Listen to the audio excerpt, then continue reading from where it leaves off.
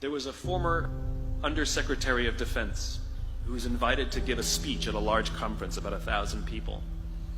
And he was standing on the stage with his cup of coffee and a styrofoam cup, giving his prepared remarks with his PowerPoint behind him. And he took a sip of his coffee and he smiled and he looked down at the coffee. And then he went off script. And he said, you know, last year I spoke at this exact same conference. Last year I was still the Undersecretary. And when I spoke here last year, they flew me here business class. And when I arrived at the airport, there was somebody waiting for me to take me to my hotel. And they took me to my hotel and they had already checked me in and they just took me up to my room. And the next morning I came downstairs and there was someone waiting in the lobby to greet me and they drove me to this here same venue. They took me through the back entrance and took me into the green room and handed me a cup of coffee in a beautiful ceramic cup.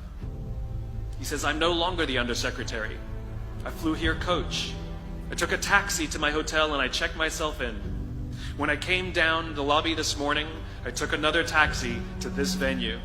I came in the front door and found my way backstage, and when I asked someone, do you have any coffee? He pointed to the coffee machine in the corner, and I poured myself a cup of coffee into this here styrofoam cup. He says the lesson is, the ceramic cup was never meant for me. It was meant for the position I held. I deserved a styrofoam cup. Remember this.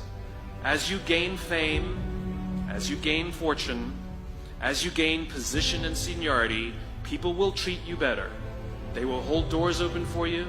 They will get you a cup of tea and coffee without you even asking. They will call you sir and ma'am, and they will give you stuff.